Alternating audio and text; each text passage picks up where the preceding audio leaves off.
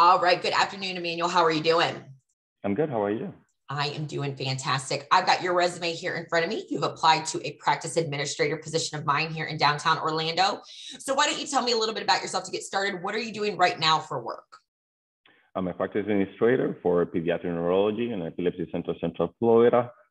And I have been there almost 7 years. All right, beautiful. Why are you looking to make a move?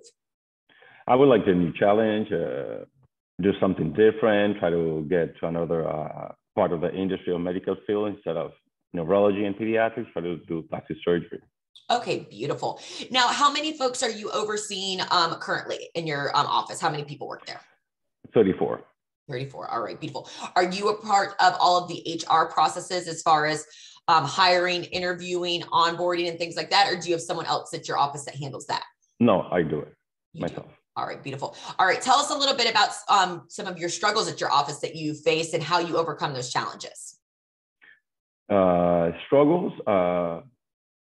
not much. The hardest things I've done is I moved the office from one building to another. I've closed 2 satellite offices for the doctor because there's one doctor owner, even though we used to have 5 doctors. Currently, we have 2 doctors and 3 nurse practitioners. Okay.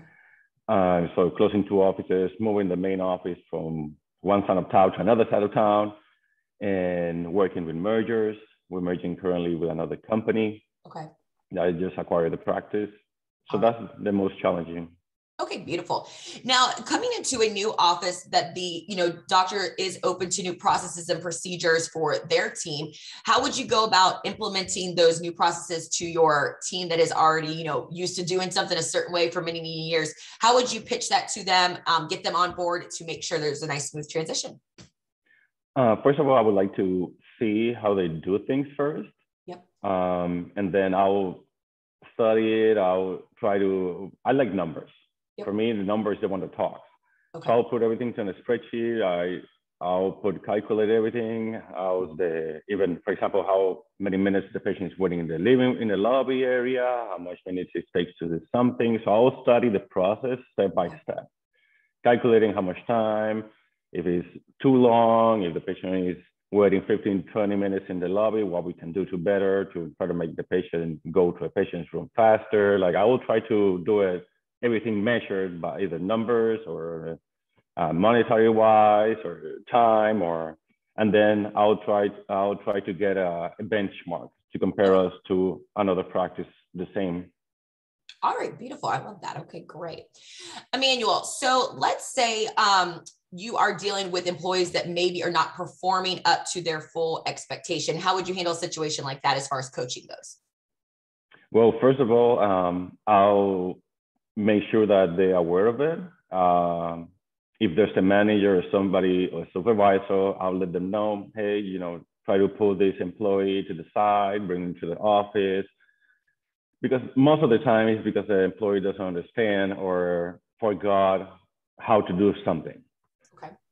I'm the one that believes that employees don't do things on purpose. They just probably either forgotten, they need just a retraining or refreshing, and sit them down, explain to them, this is a process, this is what is expected of you to do, how we expected you to do it, and put everything written down and just do like a memo, just basically saying that the employee was aware that we talked about this, we trained them, and we give it another shot.